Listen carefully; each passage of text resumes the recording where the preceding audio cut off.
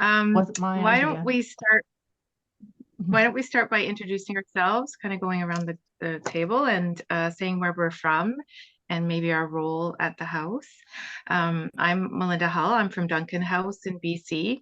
I'm a board member there, but I'm also the house manager. So fundraising is pretty near and dear to my heart. It's a big part of my job. So I'll just go through the order that I see. Kevin. Thanks very much. I share the same role as you do, Melinda. Run the operations of the house, and I also sit on the board. So I've also been doing a little support with Joe and working up on the national board as well. So I thank you for everybody for attending this. Could I ask you to include one more thing in your introductions? If you were to give yourself a number between 1 and 10, with 1 being, Rowena, what is this fundraising word you're speaking of? And 10 being like, I need to talk to them about why I'm not hosting this session. Where would you fit on that 1 to 10? Melinda, can we go back in time? Good idea. I will say I'm at 7. Kevin, where would you lie there? Well, if you're paying for my talents, I'm a 2. If you're paying for my good looks, I'm a 7. If you're paying for the ability for me to find the right people to do the job, I'm a 12. That's why I've got Melissa and Anna on the call. Perfect. Agnes. I'm a member of Provisional Board, Abbeyfield, Polonia. I would say I'm a bit similar to Kevin. I will know how to find someone to help me with fundraising, but myself, I'm just starting to get on my feet. And I'm on the board of, I'm on the governance committee with Rhonda. Very good. Jim. All right. So was that me, Linda? Yeah, that's you. Oh, sorry. James. Yeah, Jim Galloway, Ottawa board. Not sure where I am with fundraising, but certainly keen to strengthen our board, the fundraising capabilities on our board. Good. Joe. Hi there, Joe McReynolds. I'm currently the president of Abbeyfield Canada. I don't know, I'm probably a 7 or 8. I do quite a bit of fundraising for other organizations. Good. And Melissa, sounds like you're one of the experts. I don't know about that, but Anna and I work as a team. She just joined from Ember Road. We do subcontracting to Key Canada as well. So we have kind of a lot of experience and background in housing fund development here in Saskatchewan. I know the context is quite a bit different across Canada. So we do a lot of grant writing, annual giving, and mainly focusing on building internal capacity of small shops. So when there's, you know, that one person kind of, or someone has multiple hats that they wear, and fundraising is one of them, we help to support systems and setup and process just to relieve some of that pressure off of, you know, when you have unrestricted funds, it's so much nicer to have a little bit of money in the door. When your revenue is tight, it's hard, right? Like, and especially now in the context of affordable housing and housing across Canada, everybody's struggling. So the competition, I feel like it's just getting harder and harder to get granting dollars and government dollars. So we're just here to help and here to listen. And I feel like we just started this journey with Abbeyfield Saskatoon. And so Kevin mentioned that you were hosting us, and thought, what a great opportunity to sit and listen in of what's happening here across Canada. So thanks for letting us listen. And I'll pass it to Anna, because it seems like it's just a natural progression there. Sure. Yeah. Good Saturday, everybody. I was going to say good morning, but we're across Canada, so happy Saturday. As Melissa said, yeah, Melissa and I have worked together in the housing and homelessness sector since 2018. And so that's where we developed our skills, particularly in housing, but also in grant writing for housing associations and, you know, different vulnerable groups and populations and all, you know, we do work in all sorts of areas. So we're enjoying a -13 day today, which is a whole lot better than the -50s and 40s we saw last week. So I hear all across Canada, I watch the news. I'm that age. I love to watch the news and the weather. And we talk about the weather out here in Saskatchewan a lot. So thanks for letting us listen in, and let us know if you have any questions. Thanks, Anna. Bill. Okay, I'm with the National Board, Director and Treasurer of the National Board, as well as Director and Treasurer of the Toronto House, and also with the Ontario chapter. And so I know Joe McReynolds very well, and I've known Jim Galloway over the years very, very well. But in my role as treasurer, I am not a fundraiser at all. I don't know much about fundraising. I have no contacts. I've got nothing. So I'm a 0. If that's low in the scale, I'm -3. That's Bill, that's actually my favorite. I love statements like that. I'm like, yay. Nowhere to go but up, right? Yeah, I need help. Megan, you're next. Hi, I'm Megan Lagash from Abbeyfield, Ottawa. I'm the president. In terms of my skills, I'd probably give them a low number, but I'm really happy we have Jean. She's great at what she does, so she definitely complements her team. Super. Well, Jean, let's go to you next then. Sure. Hi, everyone. I'm the Director for Grants and Fundraising for Abbeyfield, Ottawa. I currently live in Vietnam, so I'm quite far removed from the house, but Ottawa is my hometown. The fundraising I've been involved with has been in really cohesive groups. So what I still would give myself a low number for this scenario, because I'm curious about finding the right fit, building the community support and understanding of Abbeyfield in Ottawa, where housing is a crowded issue and field, and it's competitive, and you know we've got a good way to go, and really understanding the Abbeyfield context, I think, and this clubhouse is a great start. That's what I'm really keen to, you know, get my teeth into. Excellent. Terry, you're next. Hi there. My name is Terry Williams, and I'm with the Abbeyfield Lakefield, which is about 2 hours north of Peterborough. With respect to my knowledge around fundraising, it's more from the other side. I actually was Vice President of Corporate Social Responsibility for Scotiabank, so I sat on their donations committee. So I know what the funders are looking for when they give out money. So that's more my experience. And yeah, so I'm interested in this. We've done a couple events, fundraising events, and have learned some lessons along the way as well. So it's all very interesting. I'm on the finance committee, and I'm also chair of the communications committee. Awesome. Larry. Hi, good morning, everybody. I'm chairman of Abbeyfield, Vancouver. Glad to be here. I'm not sure about that number, and I'll tell you why. My involvement with several other organizations led me to understand all the federal money that's being poured into the aging at home story, and my efforts have been towards redefining home because they don't understand what it is.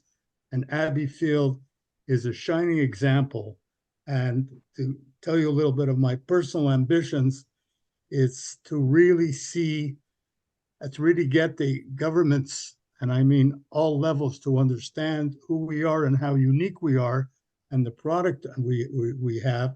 And I'd like to see one in every single community everywhere in Canada. And I'll fight for that till my last breath, I promise you.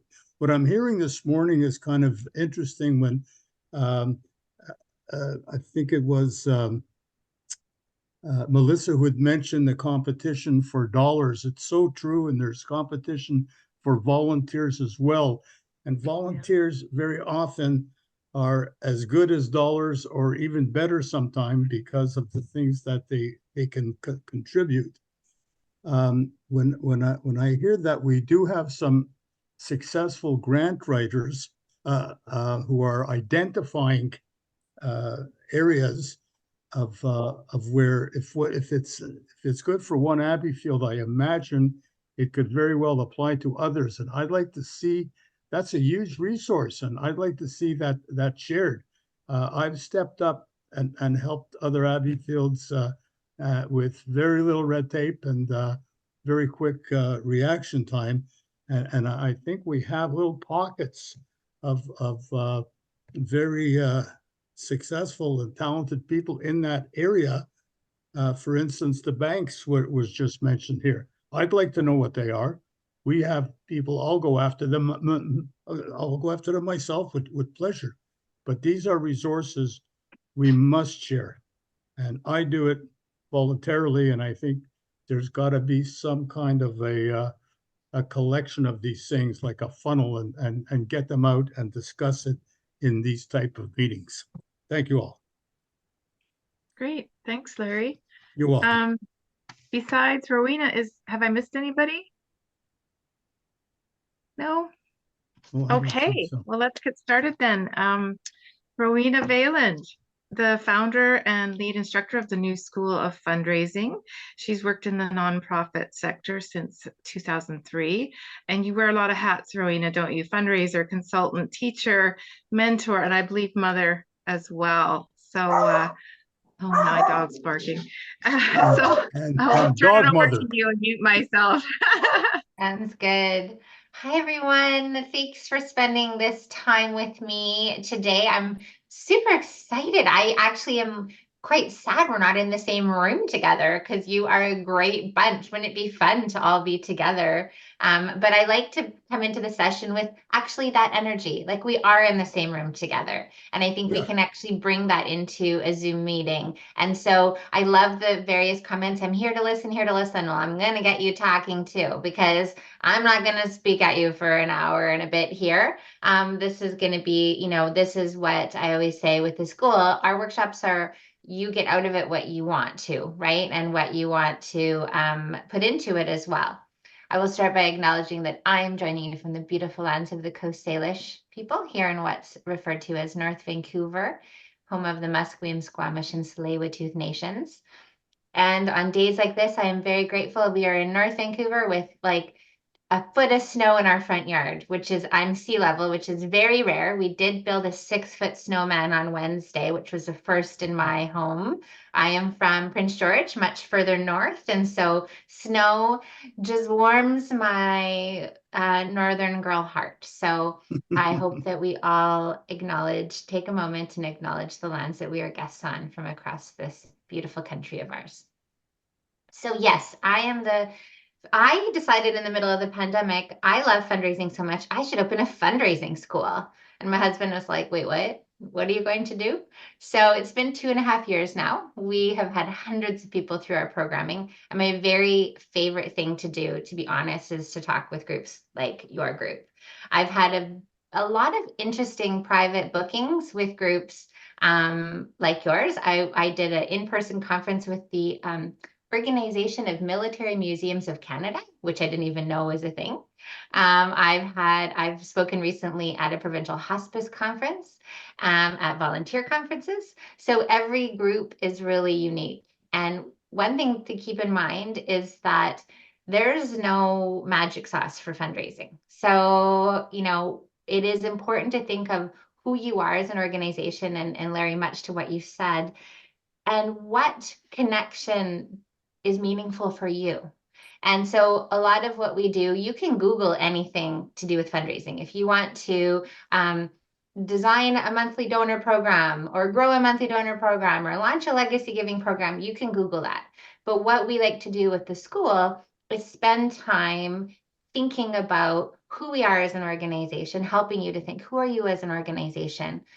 What is meaningful for you? And with fundraising, we like to also talk about, there was a comment about unrestricted funding as well. We like to talk about, as much as grant funding is necessary, and I think I always talk about it. I was on the phone with a corporate funder yesterday, and I said, you know, I often say grant funding is our creation story, because most organizations need to start with grant funding, and it's high risk, high reward. I get that.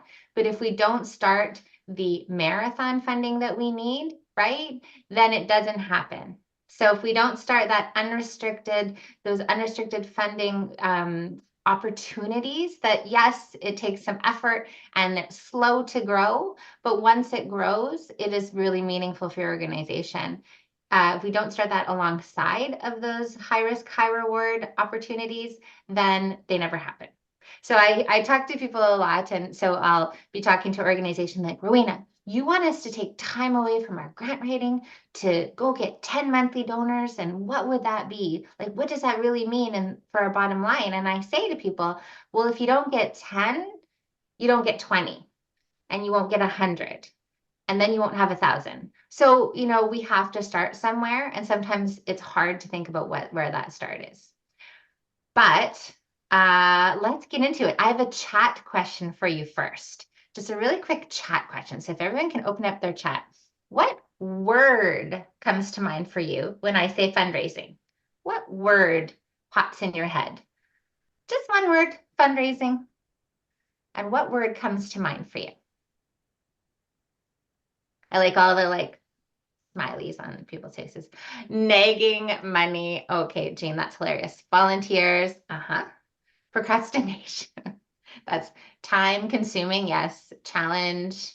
Fair enough. The nagging is funny. I was an in-house counsel once on a capital campaign for a hospital, and one of the board members was introducing me to another board member, and he said, this is Rowena. She's our campaign consultant, and she is the biggest nag I've ever met. And I had to, and so he was basically saying, so when she reaches out to you, answer her, because she doesn't go away. And I had to take a moment to be like, I'm okay with that. Actually, I'm kind of proud of that. It wasn't a bad thing. So I get it. Difficult, frustrating. Oh my goodness. We're going to turn those words around today, hopefully. So I'm going to share my screen, and I will pass this presentation over to you. I will go in and out of this. Whoops, that is definitely the wrong presentation to share with you, which is funny. I have obviously too many things open on my screen. Give me one sec. Exploring. Here we go. I will pass this presentation on. To your leadership, and they will send it to you, and as well as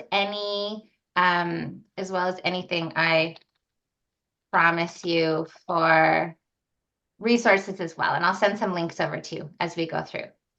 Okay, so what are we going to talk about today? We're going to look a little bit at giving trends. We're going to explore donor motivation, talk about diversifying revenue. I always think of where part of it is identifying, what are the low-hanging fruits? Everyone has low-hanging fruits. So what is that for you guys?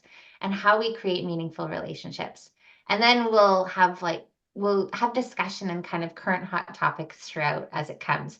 Because I do think there's actually never been more of a time when there's not hot topics all over our industry. Everything's being questioned right now. So that means that it's kind of an open, it's open for interpretation for sure. So one great report, actually, I was going through it last night, is, and I will send you a link. This is Canada Helps Giving Report, and they do a giving report every year. It's thick, and I use it, like, it's printed on my desk all the time. It's a go-to for me. I think it's a great, I'll send you the link when I send the email out. It is a great synopsis and look at the industry. I would recommend looking at the 2022 report and the 2023 report. There's so few organizations that collate data on behalf of our organizations and our industry that it's really a great thing to look at. And it is important to look at trends when we're thinking about what we're going to be developing. So what are they saying? It's not good news out there, unfortunately. 31% of charities raised fewer funds in 2022. 57% cannot meet their current levels of demand. What we're seeing with demand is kind of across the board. I mean, there's so much going on, from recessions to price of food to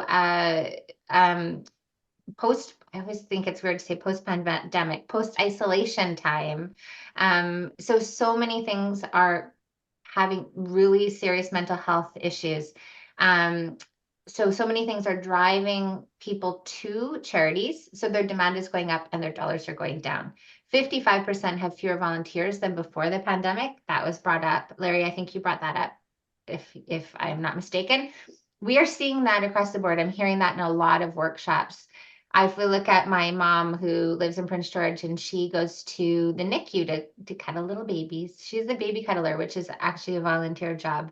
And she is not going back, she's not going back because of her fears of COVID within a hospital. And so I think too, when we look at volunteering, even on my daughter's, it's true, I am mother is one of my roles, I should add that. When we look at even the Parent Advisory Council at my daughter's school, parents got out of the habit, people got out of the habit of volunteering, right? And so we're having to kind of reintroduce ourselves to volunteers. I know if a parent volunteered at our crepe day every year, we don't have it for 2 years, and then it comes back and literally we have them say, "What is crepe day?" I'm like, "You forgot?" So we're seeing that people have gotten out of the habit of volunteering, which is a really huge problem. And then 20% of Canadians had planned to reduce their giving in 2022. So these are all, along with many other statistics, we've seen giving on a steady decline for the last few decades in Canada. And it is on a decline from individuals, foundations, and governments all across the board. So one segment that they do say is on the increase is youth, but they cannot make up what is needed in the gap. What else has happened, actually? Now, most of the data is based on tax returns. What ways are we asked to give more and more often that does not generate a tax receipt? What is happening more and more, particularly I'd say the last decade, where say your cousin's neighbor's house burnt down and they're asking for support of the family. How are they asking you to give? It might come through social media, Facebook. Who wants to? Anna? GoFundMe. Yes. We have to think of the impact of those large crowdsourcing vehicles. Yes, Melinda. When I first started the school 2 years ago, I had a meeting with GoFundMe, and they were interested in getting me to come and do some training. And when I got the numbers of their platform, it was staggering. It is massive. And so you have to think that when you're asked to give in that way, when I'm asked to give, I'm not saying it's not worthwhile. That is my discretionary income as well, right? That's probably $100 that doesn't go to a charity. So there has to be impact on tax returns that we're seeing in the decline. And it doesn't mean there's a decrease in community support at all, if that makes sense. So one thing that, just to not leave on a sour note, charities, this is what the 2023 report talks about focusing on in the coming year. They start with focusing on understanding your donors. And I could not agree with that more. And we'll talk further about that. we need to understand who are our donors, whether they're current donors or who are those potential donors that we think are going to give to our organization. And much like it was spoken before when you guys were doing your introductions, our storytelling needs to be to those people, and our stories need to be crafted to those people. So many organizations are just like, if we ask them like, who are our donors, they're like, just anyone. Well, that's probably not true. There's many ways that we can kind of slice and dice this, but specifically, you guys, there's going to be kind of a sweet spot for who your donors are. So taking the time to understand your donors. And each of these bullets has a, half a page in the document talking to you about some ideas.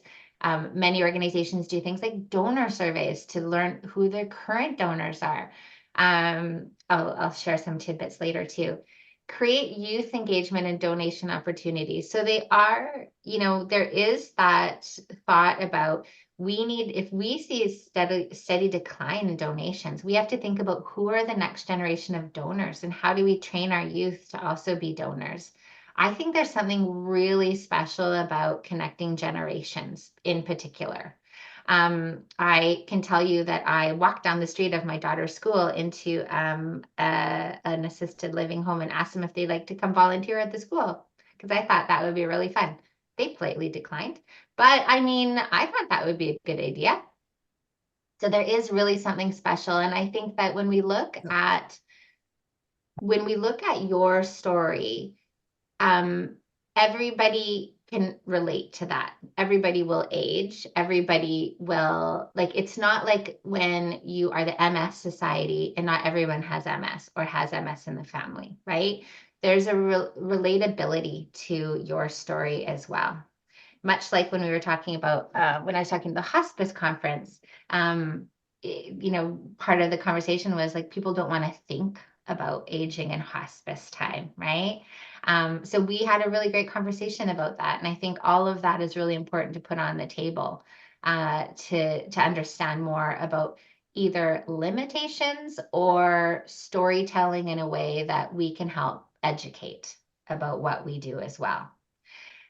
Rebuild your value proposition for volunteers. So there's a large part of that, but really we are, and volunteers was brought up, we are looking at that lack of volunteer. So what do you offer volunteers, right? Like, who are you as an organization and what do you offer for volunteers to come in to spend time with you?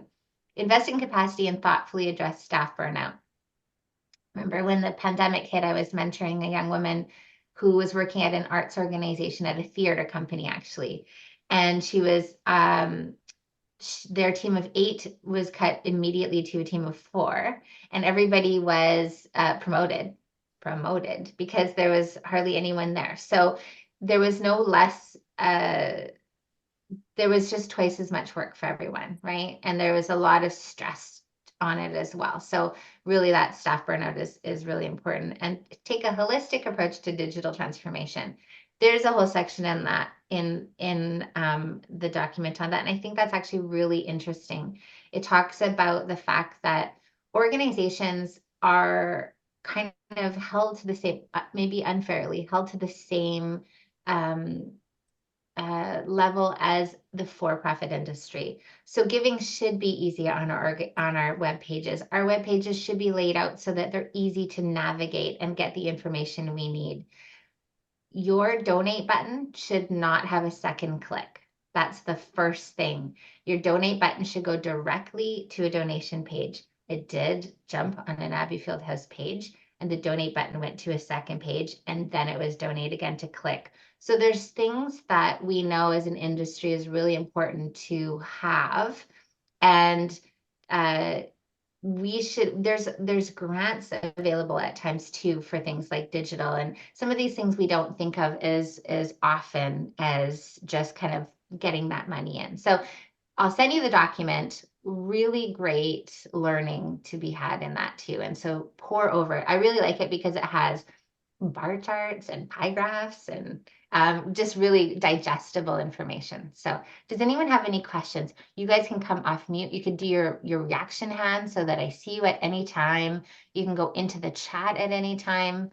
I'm good with, oh yeah, Larry. Yeah, if you stop like this every once in a while, it'll give me a chance to catch up to my notes.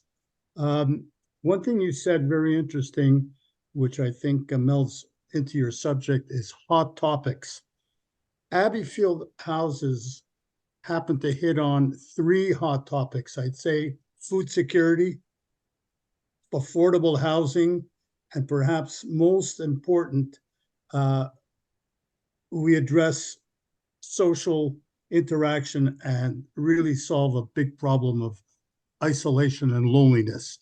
So we have 3 serious targets, or we can go after people who are not necessarily related, but just relate to and identify with any of these hot topics. I might even come up with more than 3, but these 3 just hit me immediately. And I think what you were saying as well is, I always steal this from Cool Hand Luke movie. What we have here is failure to communicate. And it hit home when I speak. I mean, I will, someone will say, how are you? And I'll talk about Abbeyfield just to get the subject going, even I don't care how unrelated it is. But it amazes me that we've been in this city for 30 years plus, and rarely do I run into someone who knows who Abbeyfield is. So that's all I want to say for now. Thanks, Larry. And not to be too hard on yourselves. That is not unusual. When we look at the charitable sector, we have 86,000 charities in Canada. And when we add nonprofits to it, it's over 170,000. 58% of those 86,000 charities are completely volunteer run. So there's a lot more small shops, and only the big guys really have that brand recognition, right? We have the big health charities, the local hospitals, the social service. There's very few that have kind of that brand recognition. So not to be too hard on yourself, but you're right. Once you do have people's attention, it's really important to have your story sorted out in that way. May I say one more thing, Rowena, please? Yes. Opportunities sometimes come up fortuitously.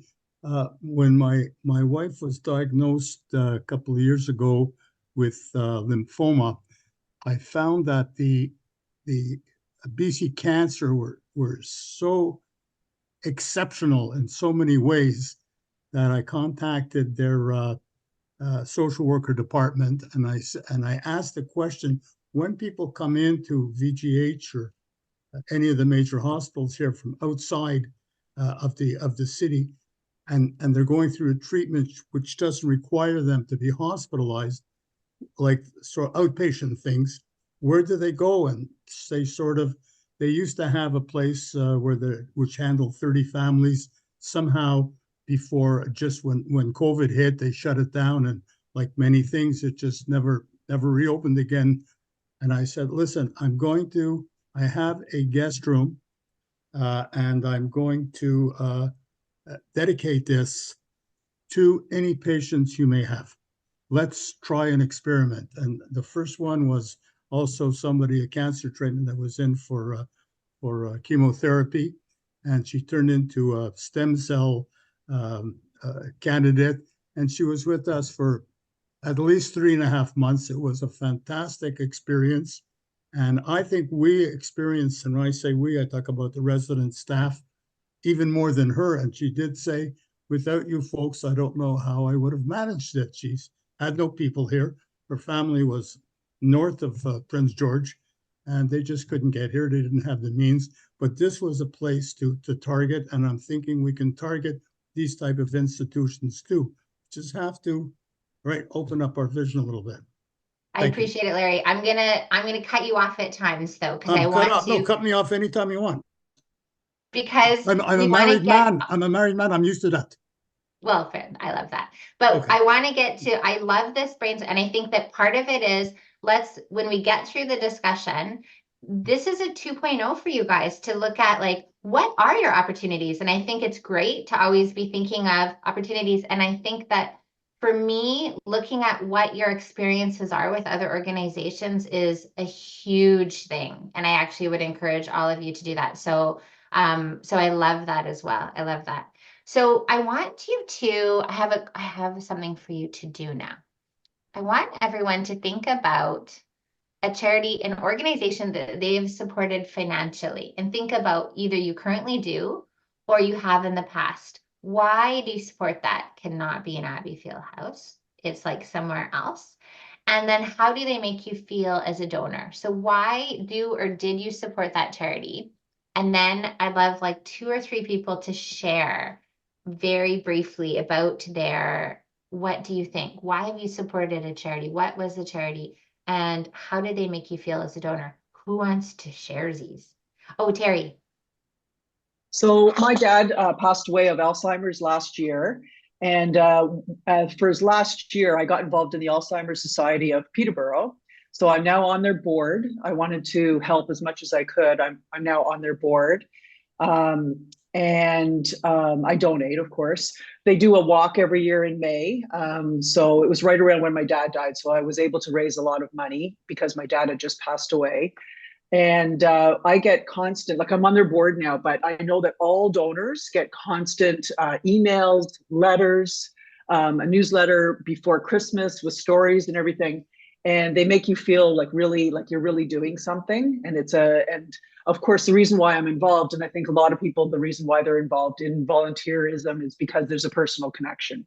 Every single person on our board has had someone that has Alzheimer's or has passed away from Alzheimer's. So it's all has to be around the personal connection.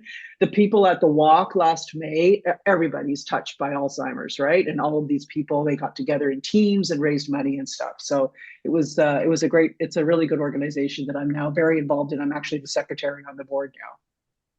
Thank you for sharing, Terry. Just as a little side note, I actually used to run the fundraising here in BC Yukon. I was the director of development here for the Alzheimer's Society, and I raised money and climbed Mount Kilimanjaro for the cause like 14 years ago. So that was amazing. In BC, we had an organization or an event called Ascent for Alzheimer's. So great organization. Thank you for sharing. Melinda. My husband and I donate to the BC Cancer Society because we lost his sister about 10 years ago to cancer.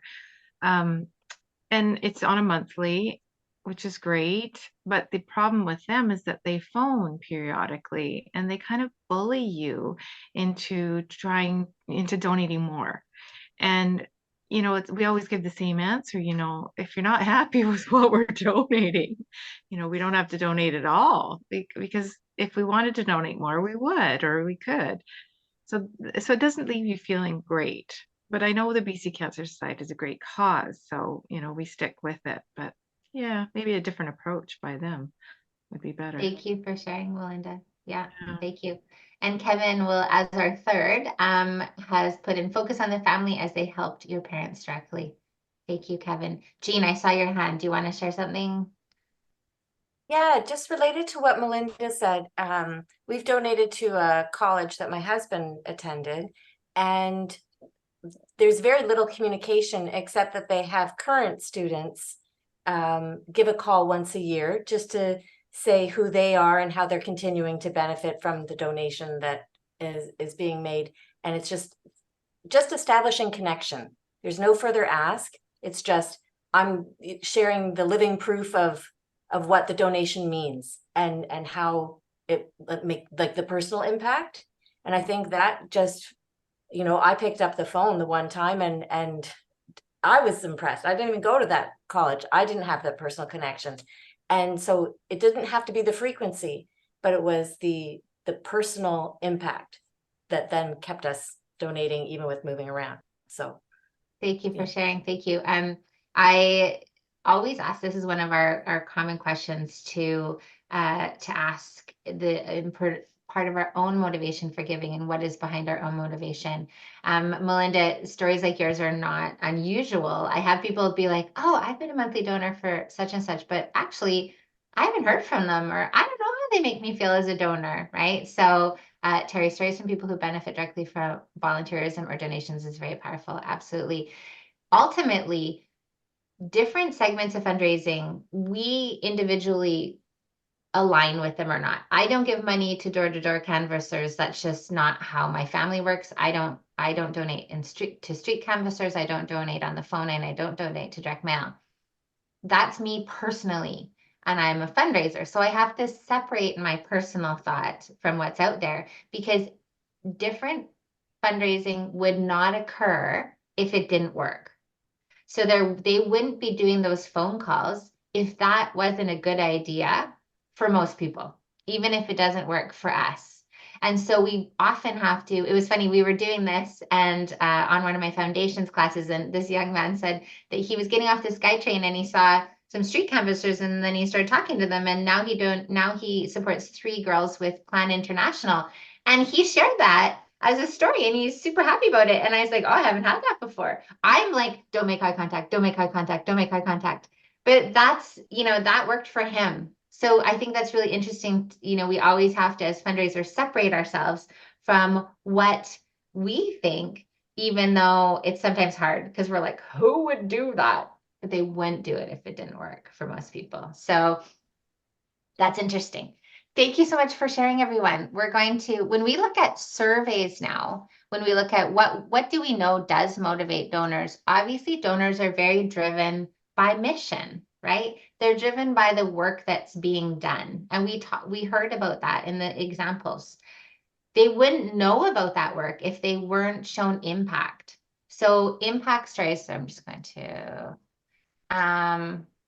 yes, Terry, like cold calling, it can actually work. Absolutely. Absolutely cold calling. It's true. So, we have to be, that's the impact, that's storytelling. And when we look at storytelling and we will look at impact and mission, we as organizations get really stuck in like, this is what we do, right? This is what we do. But why do we do that? So it's bigger than what we do. Why? Why is it important for you to have a house in every community? Why? And you talked about that. You talked about that. Our impact is bigger than who we are, right? Absolutely. It's bigger than that.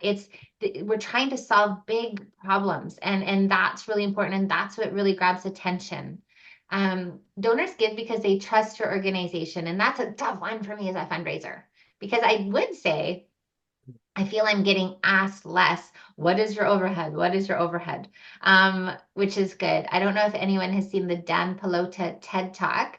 I always actually quote it wrong. A participant told me lately, I think it's the way we think about money is dead wrong. The way we think about charities is dead wrong. Anyways, I will include a link to the TED Talk in the email that I sent. It's just fantastic. And he's come out with a movie called Uncharitable as well.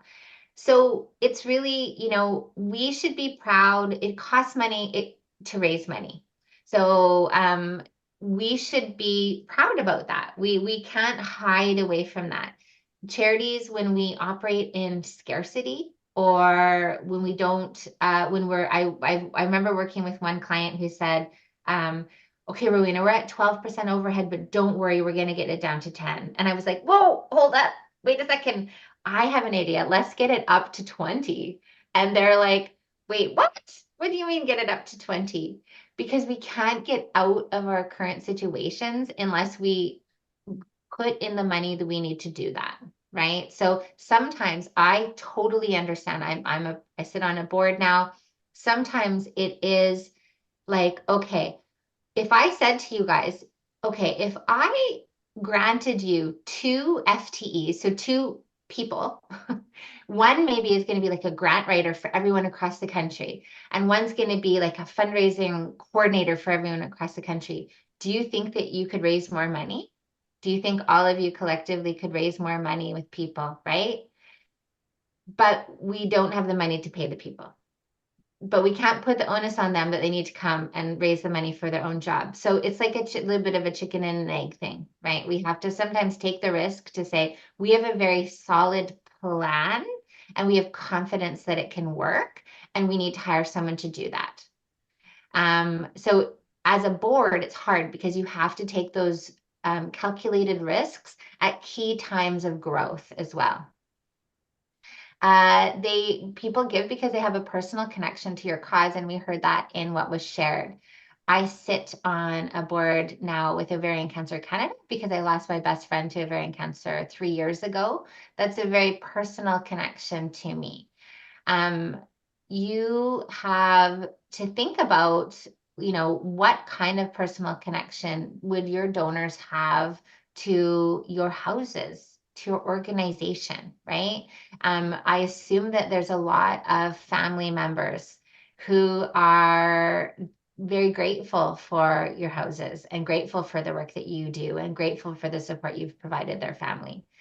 Terry, I joined Abbeyfield House because my mom spent her last 6 years in a similar type of situation and she just loved it, right? So I think that we have to think about, well, if that's a big segment opportunity to speak to donors as family members, what would that look like? Donors sometimes give because they want to be a part of something. So when I often say that some of the most shining examples of fundraising are our local children's hospitals. And my dad used to say when I started fundraising, it was my first job. And he said, if you can't raise money with a children's hospital, you should just find another career. Because you can be like, there's children, they're sick. And people are like, oh my goodness, here. Like, they're just like, you don't even have to be a parent. We were all children. Nobody wants to see sick children. But a lot of bigger organizations have giving circles. So if I donate to my local children's hospital here, if I donate over $1,000 a year, they steward me in that group. If I donate over 10,000, they steward me in that group. But that doesn't mean we have to be some of the big guys to do that. There's a way to think about how do we create community through our donors. There's an organization called Growing Chefs in BC, and they are about bringing the knowledge of food into the classroom. So they go and the kids grow a little garden in their window and a chef comes in and cooks for them. I volunteered with the organization in my daughter's classroom 2 years ago. And they are masterful at creating community. If you join their as a monthly donor, you are a champion radish. And you feel like you are part of this like secret champion radish club. I may never know another radish, but wow, do I feel them all around me. Maybe there's a champion radish in my community. They talk to their groups like you're part of a community. So how can we build community in what we know is a time right now where everyone's feeling quite isolated, no matter who they are? How can we build community in our donors, right? How can we do that? It also comes into our communication of making people feel like they're part of your family. We tend to be quite serious in communication, and they're very, our newsletters and things like that. Does anyone grow zucchinis in a garden? Any zucchini growers? Well, I garden, Larry, you understand. I grow zucchinis more just because they're very satisfying to watch. They grow well. They grow to be big zucchinis. I typically don't even like zucchini. What happens is that they're all ready at the same time. So you have too many zucchinis in your life all at the same time. And one summer I'm sitting around like literally too many zucchinis, and an email pops up from Growing Chefs that the subject is, do you have too many zucchinis? And I was like, I do have too many zucchinis. And it was zucchini recipes.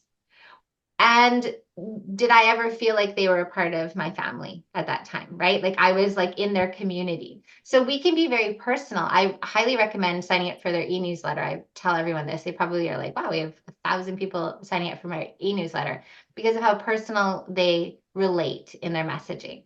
So how can we help to create community with our donors, whether that's through naming things, through communicating with different segments of donors? Remember that you are ultimately, we want that connection to be, it's human to human. A person is writing it and a person is reading it. We don't need to overthink that. It doesn't need to be like a message that's coming from like, a corporation. It can be very personal in its approach. So food for thought. And remember to ask questions at any time. I'll just not flip to the last one yet. We also, the last two are, you've caught their attention. So a big message is you don't ask, you don't get. So how much are you asking for people to support your cause? I work with nonprofits constantly and charities, large national charities who are hesitant to ask. And so I say, let's just actually take ask out of it, right? We'll just take ask out. We'll just not think of it. What if I said to you, it's an invitation? So if you're all my friend and I'm having a birthday next week and I invite you all to my party, which I would if you were here, and half of you can't come, are you really mad that I invited you? Or it just didn't work for you at the time? An ask to donate, we can think of it the same as an invitation. People don't have to take us up on it. That's okay. Maybe it didn't work for them. Maybe they donated last week. Maybe they got a GoFundMe link yesterday and did that instead. That's fine. It doesn't mean they don't like us. And it doesn't mean we shouldn't ask them again, probably pretty soon. It's not like we send an email that's just a donate button, right? It's not just a donate button. What is the purpose of your communication to them? And after, it's an invitation to join you on that journey, right? So the main part of the communication is a different purpose. It's like relaying a story, a message. How are we storytelling? Whose voice is it from? Is it from a volunteer? We should include donor voices in that. People who have lived in our houses, caregivers, like how many different voices are we including in that messaging? And then how are we, and then an invitation to join. We have to think of pushing that beyond probably our own comfort level, because our comfort level is probably different than those out there that are interested in what we're talking about. And so when we send something out, say you get 5 people who unsubscribe, that's okay. Like you're like, oh, I offended 5 people. But what you also got was 20 donations or 50 donations, right? So we have to think about that balance as well. And then there's obviously donors are also motivated to give for tax reasons, and that's lovely. Those are those kind of end of year gifts. So when we think about donor motivation, what I want you to think about always is that I want you to think about organizations that you've supported, and we did that. But there's a lot of different organizations, and you probably have organizations in your own life that you've supported for different reasons. Whether you've just, whether they're just like a very local organization and you've really felt passionate, whether you're passionate about the environment or social services, or you've had somebody who's experienced an illness, they're all meaningful for us, which means that there are people looking for you for the same meaning. And there's no concern that we're the only charity. We're not the only charity, but as people, we have a menu of charities. When my daughter was born 10 years ago, suddenly like family services came into my purview, which hadn't dawned on me before, right? Oh, what are these places that offer these Strong Start programs and that my daughter can go for free? How can they do that for free? Oh, they're charities. I'm going to be a monthly donor. So there's different areas of interest for people and donors, and then there are people looking to give to you, right? So we want to make that connection. We want to be available to them, but we have to think about who are those segments of donors and why would they be interested in who you are. We're going to leave donor motivation now, but I hope that for people who are hesitant or or maybe a -3, that kind of, I think too, that it's to not overthink what we're doing, right? It's really to put our messaging out. It's to think that we are going to be really meaningful for somebody as well. I'm going to pause. Does anyone have any questions? Everybody still okay? Okay. Oh, Larry.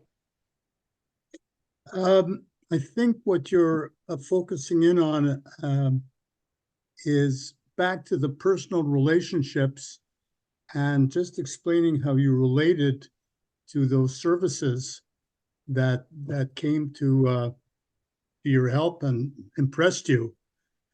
This is where we have to figure out who has the most personal attachment to what we're offering. And it's not so directly, it's like for parents or for relatives or for people that they know.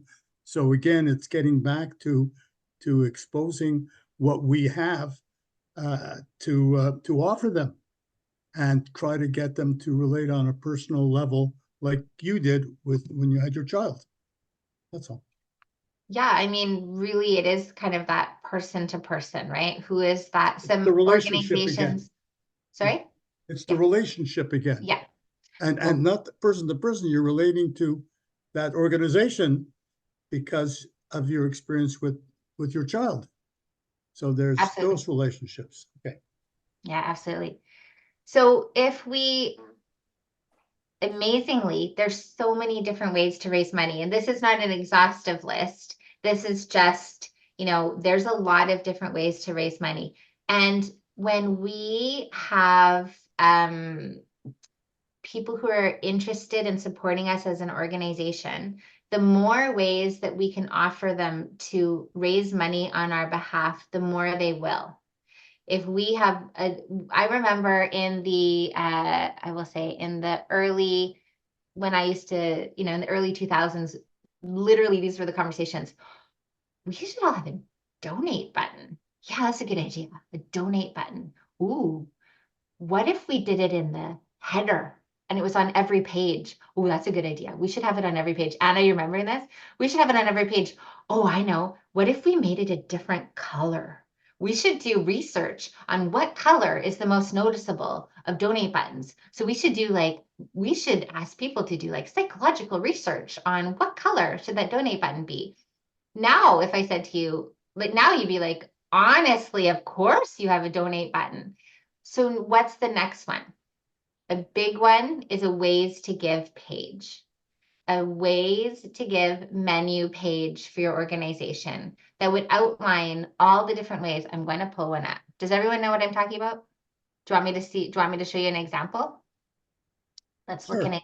Let's look at an example together.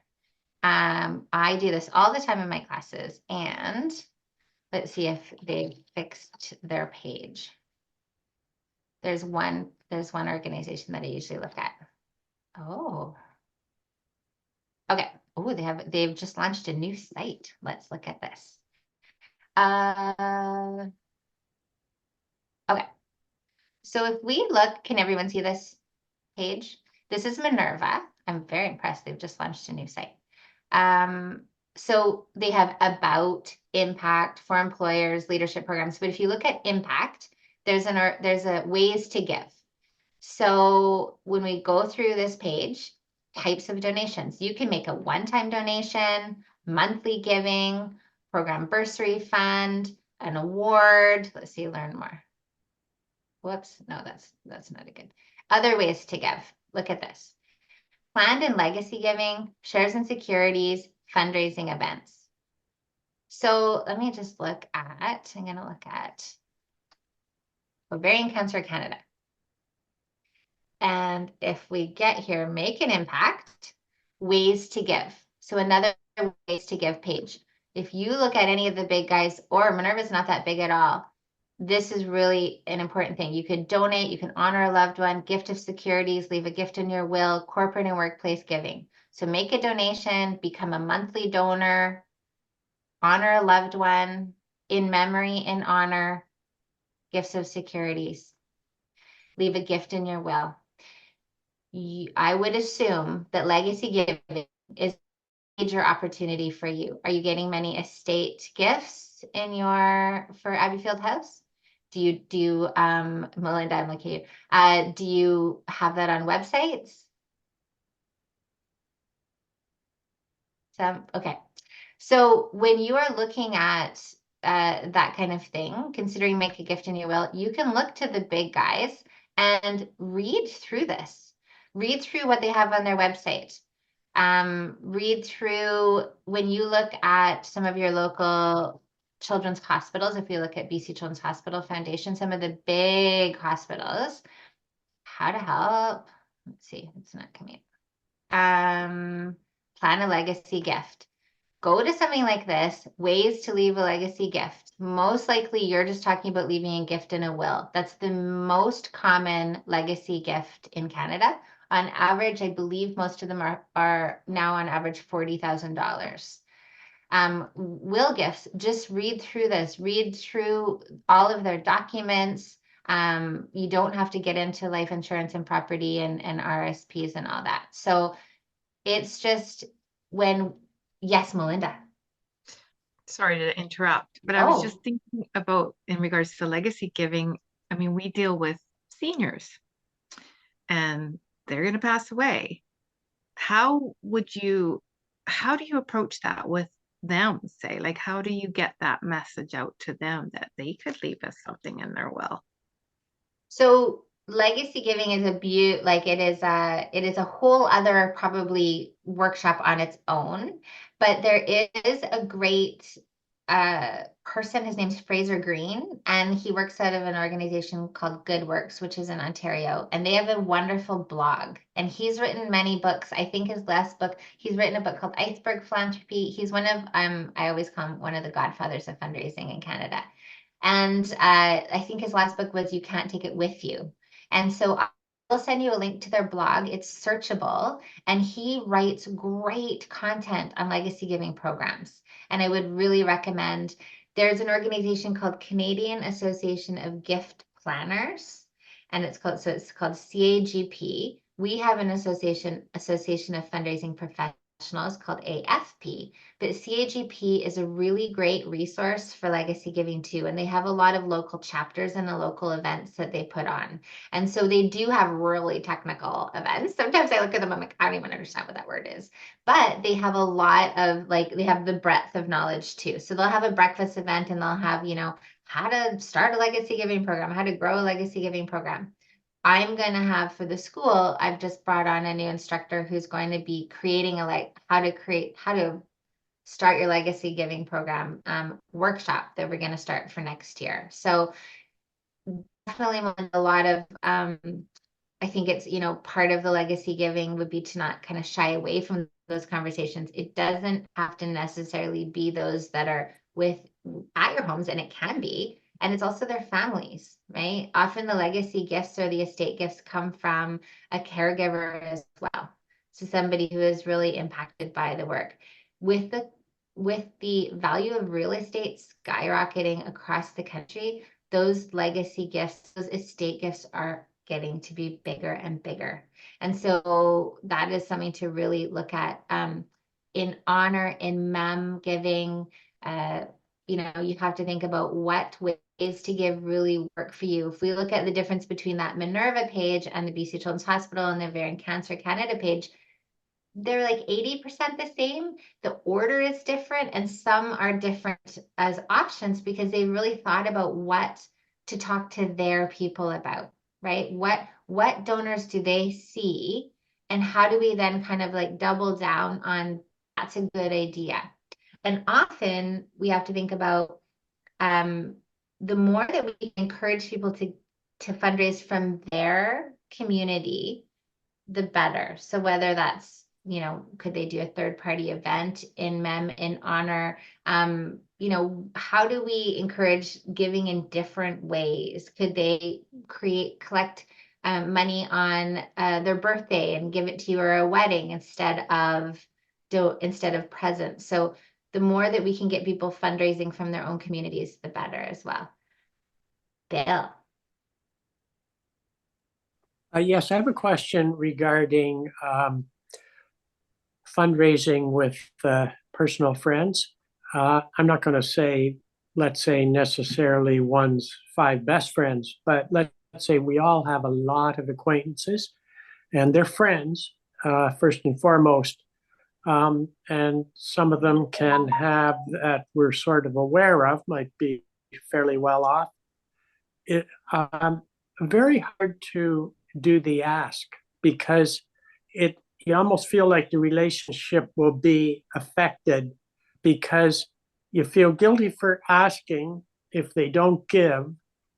And if they do give, did they feel pressured, even though you weren't trying to pressure? So it's a very fine line, yet potentially there could be a lot of money there. And that is why my fundraising is -3, because I'm afraid to do the ask.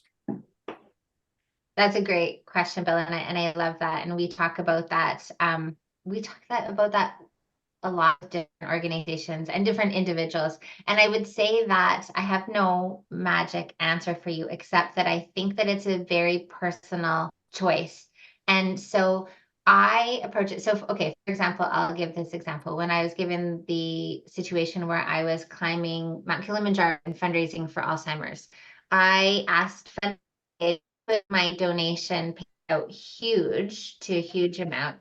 But then I went further. There was going to be a blog about our trip. So I went further with, and here's, I'm heading to Africa. Here's a link to the blog. And that day I had a $3,000 donation on my page. And I actually thought it was a mistake, because who does that? And so I contacted the person. I thought maybe they just put an extra zero, and I contacted them to say, like, I appreciate this is probably a mistake, and I'm sure the Alzheimer's Society can refund your money. And she said, I lost my dad to Alzheimer's. Why didn't you ask me? Like, why didn't you ask me rather than sending this out? And so she's like, this is really meaningful. I'm so proud of you for doing this. Like, thank you for doing this. And so at that time, I really thought that it is about that invitation, right? And I think I've had people who have started, I think it's just about being honest. And if I had that situation personally, I would start with, Megan, I'm really passionate about my work with this organization. And I don't know, I feel like maybe I don't know how to talk to people about it. I don't know how to talk to you about it. So this is like my pretend friend, like your pretend friend. But I think that, I'm really passionate, and this is really important for the community. And this is really important for, what is your story? What is your connection? And getting some advice. We often say in fundraising, ask for money and get advice, ask for advice and get money. So maybe it is a situation. I've had fundraisers at organizations or EDs who wanted to, say, for example, launch a legacy giving program. And they're saying, we feel we don't know how to talk to people about it. So here's an example that ties in what we said before. What if you sat down with some people? What if you sat down with some people and had coffee who were current residents and said, this is a big opportunity for us and we are unsure how to talk about it. What do you think? Sometimes we get in our own way. And actually that person would be like, oh, wow, I had no idea. This is great. And this is how I recommend you talk about it, right? Or they give you the confidence you need, or they give you some advice about how that would be. So I think that having those conversations to help us with our own comfort level in a way that works for us is really great. And I think just being very honest in that conversation. Does that help, Bill? Yeah, I think so. So there's no way to make you feel more comfortable than to just try. And I would start with, I had a group who, it's a different kind of group, but it's kind of a board in a way. They renew, it is a volunteer board, and they renew support from major donors. And so they do it. And so they thought, give them a little, like, they were like, okay, so the first board member who renews their 5 gets like a bottle of wine, the ED said. And so one of the board members, he got in the session, he's like, I use that, Rowena. I go into it and say, like, Melissa, I'm calling for your support because there's a competition we have and I want my bottle of wine. And the ED was horrified. You actually share that? But that's what he needed to start that conversation. That worked for him. And that's fine. The other ones that they were like, I would never share that. But that's what he needed. So whatever we need to start those conversations. And sometimes it's actually just getting into like that authentic, honest conversation with somebody that helps you kind of get over that. Good? I'm thinking. Okay. Well, keep thinking. Yeah. Let it percolate. Any other questions? Yeah, Larry. Can I just say something to Bill? Bill, we're all not that different from each other. Can you not relate to someone who's approached you to support any organization or look for some charitable donation from you? ever? And try and relate to. I have been approached, for sure. Were you uncomfortable with the way that person approached you? Well, I've had good ones and ones that were uncomfortable. I've had both. I think we Bingo. all have. That's all I'm saying. Look towards your own experience and do the thing. If you felt more comfortable with one, then that's kind of the direction to take because you can relate to that. Am I wrong, Rowena? I don't want to mess you up here. No, that's fine. I agree. And I think that it is kind of that people will self-select, right? Yeah. So sometimes it's just like, I'd love to tell you more information about this organization. When you look at the donor cycle, you know, identification is the first part of that donor. And I was working with an ED recently. We were doing one-on-one sessions, and he's so funny. And he's like, "Oh, it's like dating, Rowena. Like we can identify and have that first coffee, but out of those 5 first coffee, maybe that's 4 of them are like, it was great to meet you, and that's it, and that's fine. But the one person wants a second coffee." And I was like, okay, Jose, yes, let's not think we're dating our donors. But in a way, it's like, who wants to continue this conversation with us? And if we think of just that first wave and many people will drop off, that's okay. We don't kind of go for the like marriage proposal on 5 different occasions. It's more just that like, let's chat, that first part. Yes, Larry. Sorry, Rowena, just I'd like to share something that's worked for me often. I invite people to Abbeyfield House, whether it's for I have a great cook there, so if I want a zucchini loaf or something like that. By the way, there's no such thing as too much zucchini. Ask any Italian. And but inviting them to the house, they say a picture's worth 1,000 words, and you know, one chap who happens to be a doctor, he's even on our board now. I invited him to the AGM. He spoke with every single one of my residents, and I have 18 of them. So I found that was an easy shortcut because what we have, we sometimes take for granted, but it really impresses people.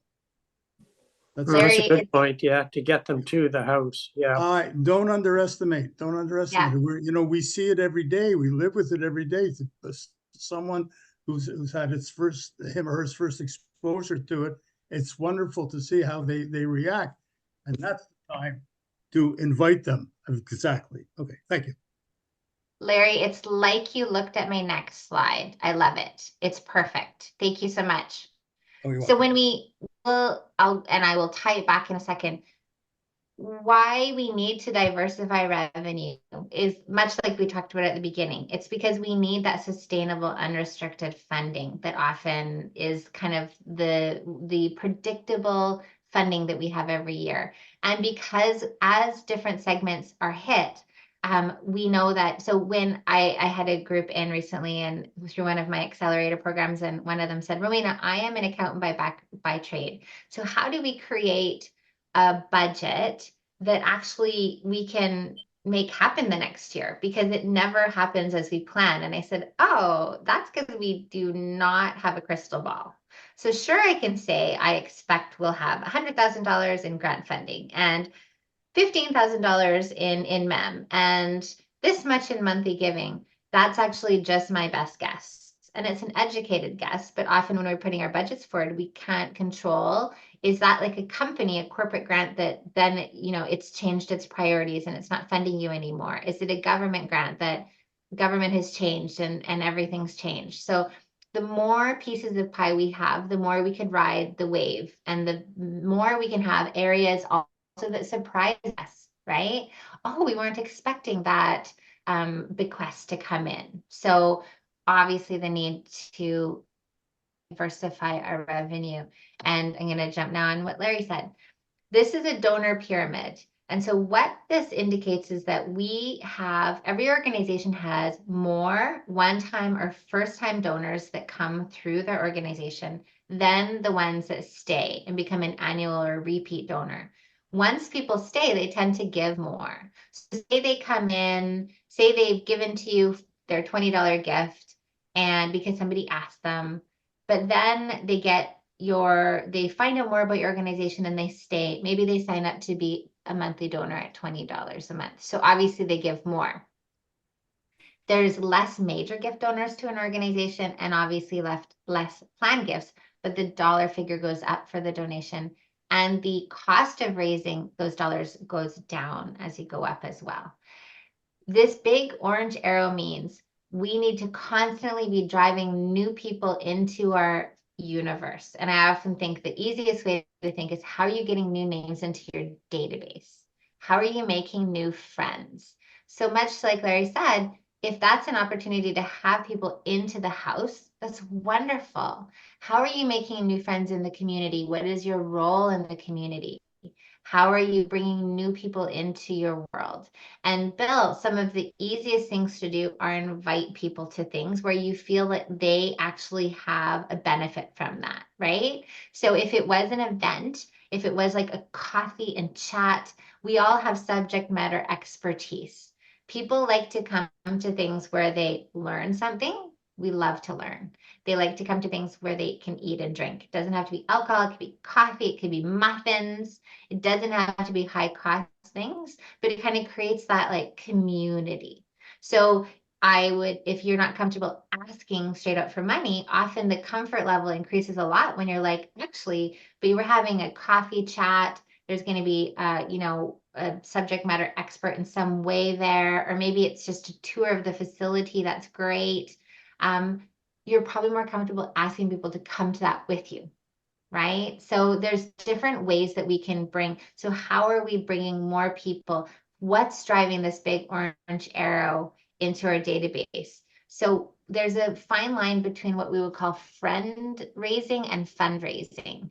And sometimes we need to do things to raise our friends, to meet new friends, because we know those new friends will become donors. So if I was going to say, how are you making new friends? How can you create opportunities to make new friends?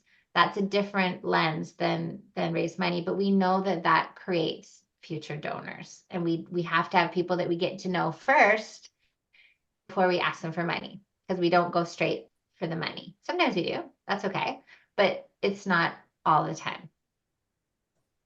So part of what that also needs to be then is it's about how are you creating meaningful relationships as an organization? So who are you creating, what does that mean to you as an organization? How do you do it, and who can you involve in there? What is that meaningful relationship for you as an organization? And these are really questions to take back and explore. And often that is when we look at a donor cycle, we talk about identifying donors and then cultivating donors, which reminds me a little bit like gardening. So how are we, giving vitamins and watering them, and how are we creating that back and forth communication where we have an opportunity to get to know them better and they have an opportunity to get to know us better, which then we know leads to a gift. And then how are we demonstrating impact and stewarding that gift so that they stay? The statistics would say it's a little bit all over the place, but it costs on average 7 times more to acquire a new donor than keep the donors that we have.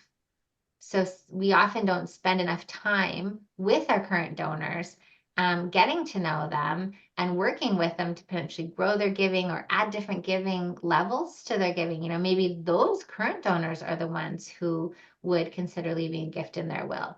So how can we work with our current donors? We often are kind of not pausing to spend enough time in that way.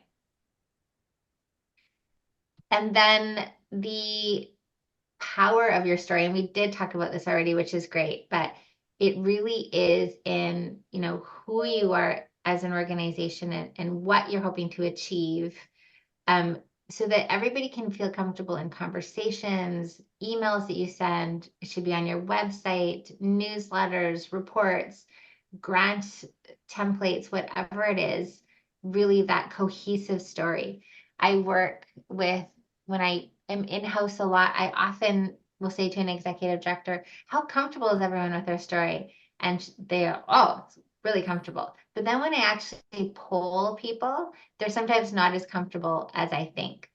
sometimes it's that the story itself needs to be worked on, right? It's like that I think you do have an opportunity to have a very uniform voice across the country too, to some degree, right? You do have an opportunity to share a lot about what is the case to support your organizations.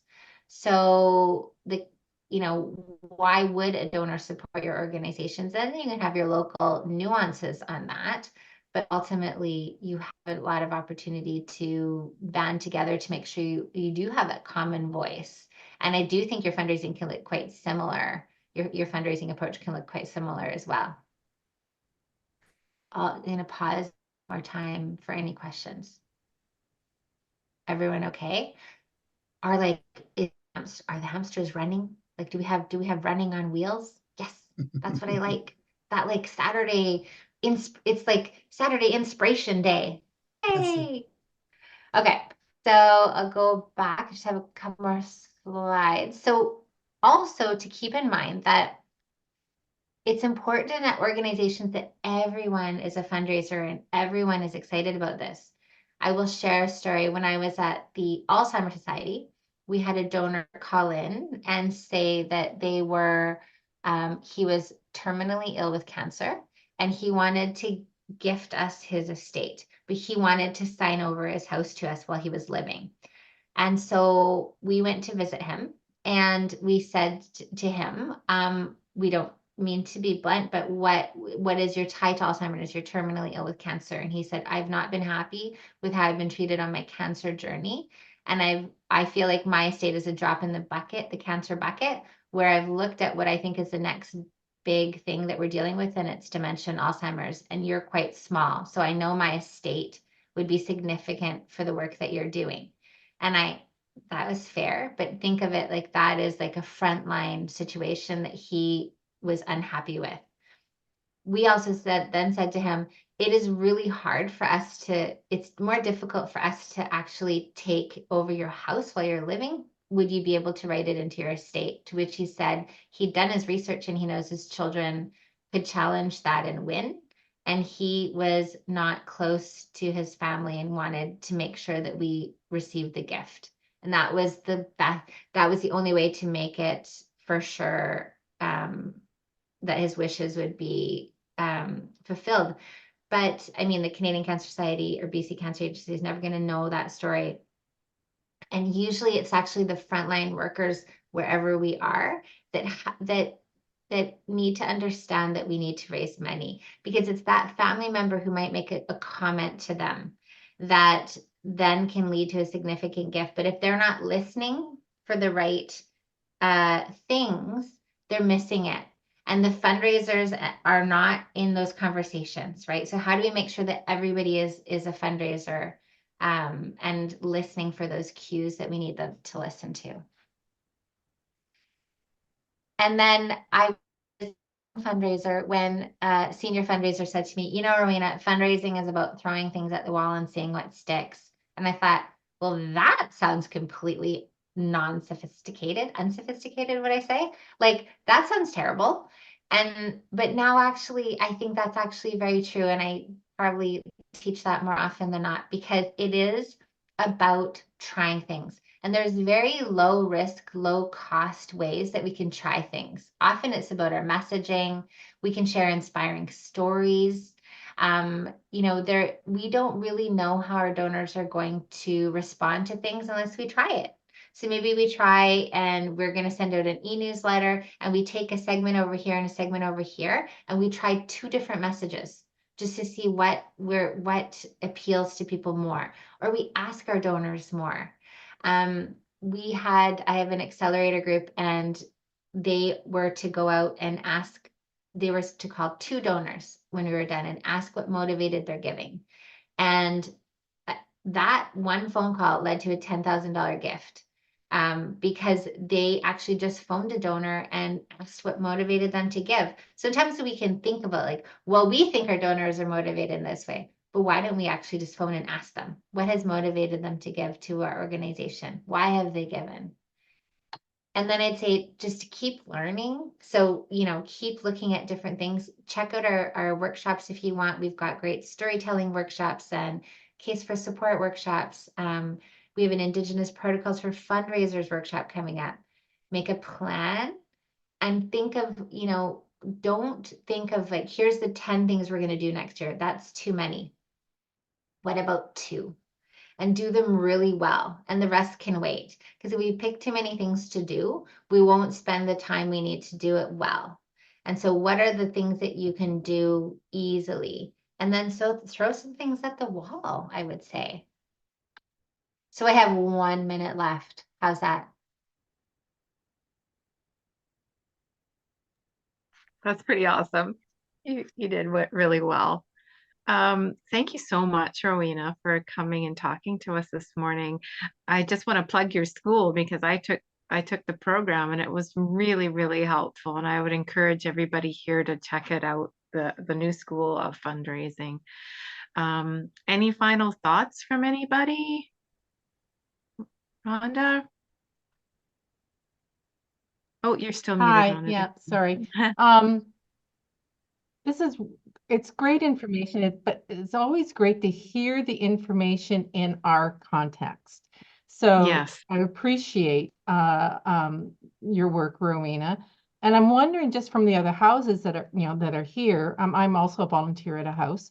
Does this sound like we should be looking at a second kind of training or another workshop, whether it's for Rowena or someone else? This is something that we should follow up as a group with a team and moving ahead? Would that be helpful? You can let me know through an email or whatever, what your comments are. This is recording. I'm going to send that off so you can share it with the rest of your board of directors. Good idea. Yeah. Anybody else? Dewey, did you have your hand up? You're muted.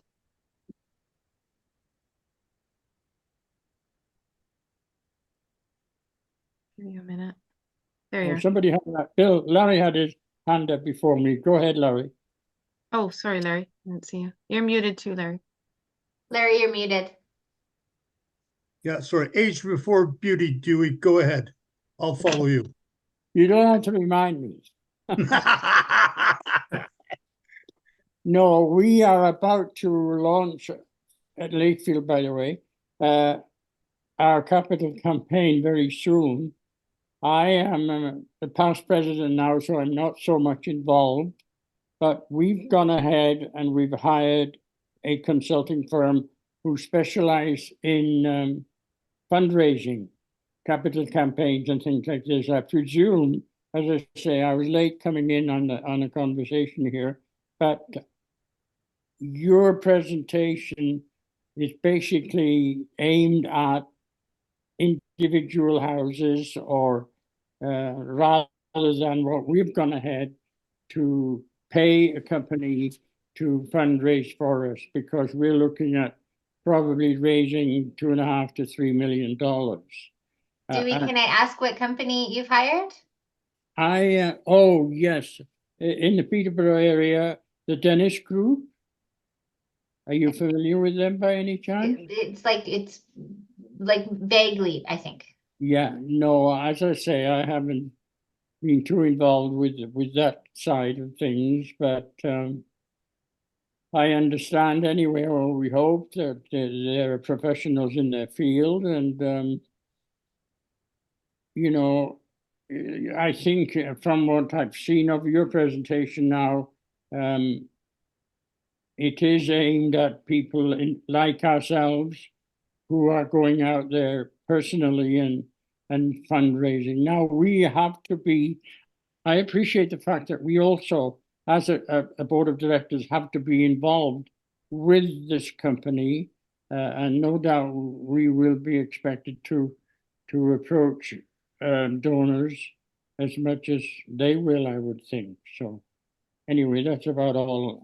I thought I'd bring you up to date on our what we're doing here. Thanks, Dewey. Larry, we'll give you 1 minute, the final word. I don't need more than a minute. First of all, please take note, Joe, on what Dewey said. if any of this money that he's spending is going to result in anything worthwhile, I think this should be shared with the rest of the Abbeyfield houses, and I would certainly contribute to his cost if that was the case. What I did want to say, Melinda, is another thing that I've been doing this year is inviting boards of other organizations to have their meetings, particularly executive meetings, at our house. And everybody was happy to come, and they're requesting to come back. So it's going to be a very, very easy ask for funds from these people. And again, we do this because they're mixed, and I have the residents mixed with them after their meetings, and I coerce them into staying with zucchini muffins. I have a terrific cook. That's why I say there's this whole too many zucchinis is just shocking to me, and I think Rowena should develop a more personal relationship with the zucchini plant. I know. I did get an air fryer, so we do zucchini fries, like battered. That's delicious. Yeah, but see, think about it like as a banana when you make a banana loaf or something. Look at it that way. It's fantastic. I do need Okay, to bake. good girl. Okay, thank you. If I was gonna suggest, I'm a big fan. I was speaking about my experience as in-house counsel and a capital campaign. I think capital campaigns are great to bring external resources on board. It also builds capacity in that way, which can be shared definitely across the country. You know, when we look at other organizations, if we look at even the Alzheimer's Society was a federated model of an organization, you could piggyback on how some of them are doing it. I think that the answers are in the room with you. I think that there's a lot of knowledge, and it is about just spending time together in times like this to identify what you think works well. And then I would just actually divvy out the tasks because they can benefit everyone. For example, if you had a working group and you had people represented across the country, you could identify, 5 priorities because you can divvy them out. So maybe it is that everybody needs a ways to give page. One person can take on what that would look like, right? They're not, when I created it for any organization I was with, I just actually went and read a whole bunch of them. They're not saying anything really different from each other. So if we had a ways to give page, here's the Word document and the text we need. Somebody could take that on behalf of everyone. What is another one? Should we roll out an in mem and in honor program? Probably. So then somebody can research. I'm going to really look at what in mem and honor programs we have at different organizations, and I'm going to make a suggestion for everybody, right? Somebody could research legacy giving. So really, you could divvy that out on behalf of the whole organization rather than individually try to think of like, what do we do that benefits everyone? And then it's kind of a shared resource. Thank you. That's my idea for you all. So I don't think you need a lot of extra help. I think you have what you need. I think you just need some time coming together and figuring out what your next steps are. And I mean, feel free to always reach out. I'm happy to suggest a resource or anything like that, and I will send you some. But I think that you actually do know a lot of what you can do moving forward. You just need some time and coordination to get it done. Time. That's always the way. I think that's our time. Hey, Rhonda? Okay. Well, thank you, everybody. Sorry? How soon will this recording be available? Within the next couple of days. Oh, good. Thank you. Okay. Goodbye, everyone. Thanks for coming. Nice to meet you. Bye, everybody. Thank you. Thank you.